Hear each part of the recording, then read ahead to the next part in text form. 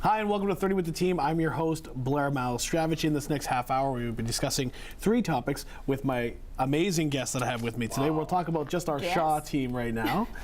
We have, of course, Tracy Koga right here. We have Kevin Hirschfield. We have Rudy Gower, and our special community guest is Kristin Pauls, from part of the Forks team. She's got a great Winnipegger, knows a lot what's going on in the city, has her ear to the ground, is what I said. She didn't totally agree with me, but we all know that she does. We'll see. So, in this first segment, what we're going to talk about is, we all know there's summer, winter, fall, spring, but in Manitoba, there's a 5th season that we all maybe like, maybe don't like.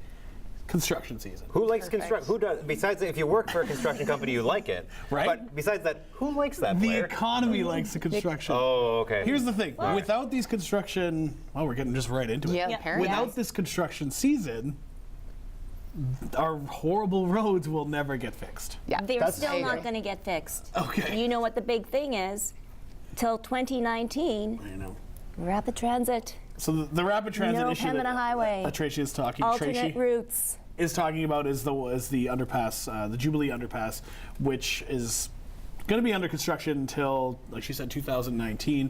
That's a big thing because I drive there a lot. If I pick up Rudy, I drive there every time, and it's a huge delay in traffic. And just recently on May Long, it was actually closed both directions, northbound and southbound on Pembina. And Now, I want to interject. I just don't think the city did a very good job of letting everybody know. Like, if you maybe tuned into the radio, you know, in the morning, they kind of mentioned it. Well, rapid transit has been a hot topic in our city for a decade now. Yeah. So I think we should be expecting. I'm of the mindset, sort of to go off your topic, I'm all about kind of short-term pain if it means sort of long-term gain. Once this rapid transit route is built, it's going to be a huge addition. It's going to improve our roads. The traffic is going to be flowing a lot faster. Will you take it? Will I take it? So I'm not even a transit driver, but that You're not a doesn't- transit driver. I'm not a transit I'm not a driver. bus driver. I'm not going to speak for one here, folks. I'm not a driver or a rider of transit, but I understand the importance of it, and I think it would be selfish of me to just sit here and whine and complain about construction. It's so easy to do that.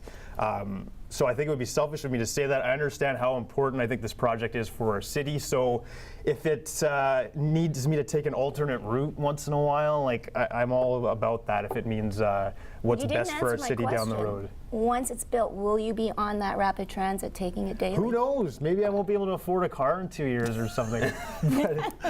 optimism. But it's not only that, though. It's not just the rapid transit. It's like every single other road seems to be under construction. That's true. I think it's a conspiracy. A conspiracy I against know. what?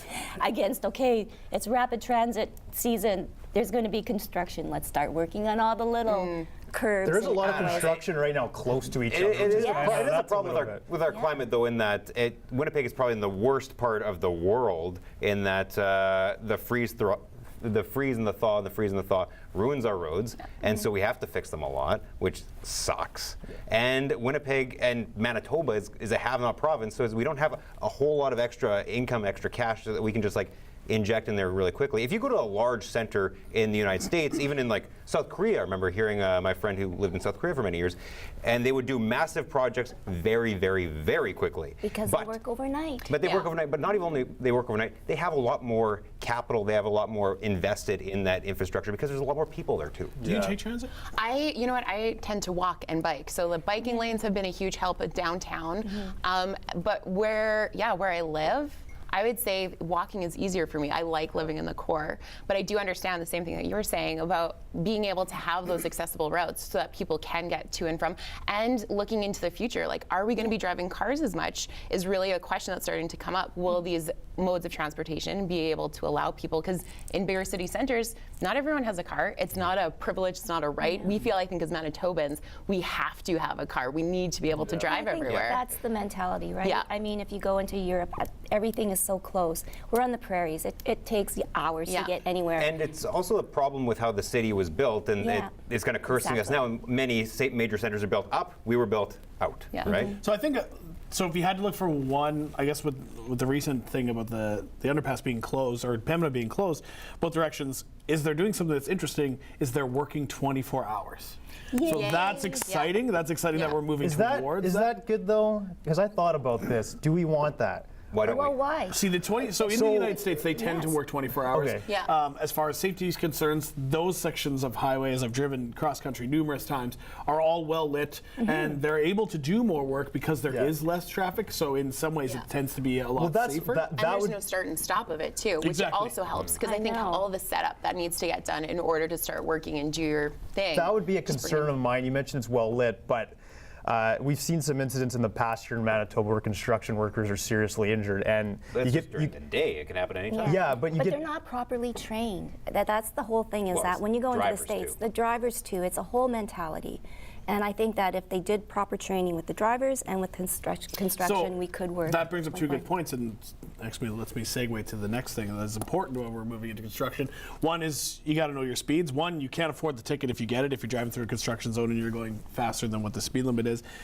And two, some things that I don't fully feel that, one thing that I don't feel Manitobans have totally embraced is the zipper merge. Now, for those of you who don't know, I don't know where you've been, but basically it's when there is a lane that's blocked off. We're going to have a little graphic. You can watch this graphic. Here it is.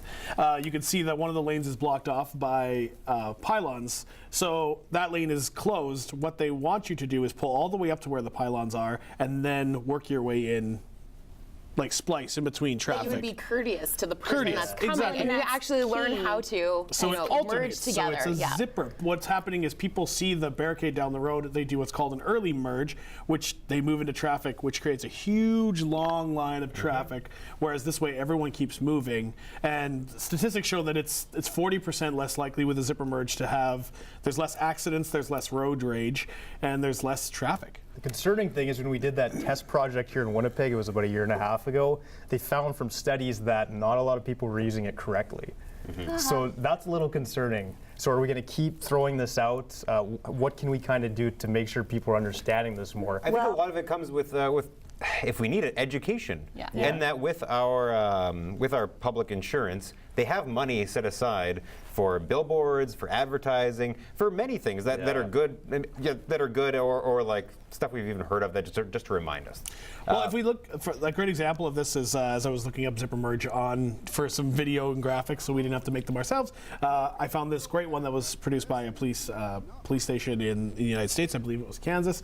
They used 2 talking pylons that it explained what the difference is between an early merge and a zipper merge. And I know that sounds very childish, but I think that's where some of our money could be going into a way of being like, oh, well, this is a very simple thing, but people are so concerned about letting people in. Yeah, people think that if they don't get if they let someone in, it's going to negatively affect them Yeah. further down the road. And in truth, it just makes traffic flow easier and better. So you should let them in. I just have been sitting here for a little while with this Yeah, silly... why do you have a vest on? Because there are 2 things that you can empower yourself right now. One is to have one of these, and another is to have your own pylon. Oh, boy.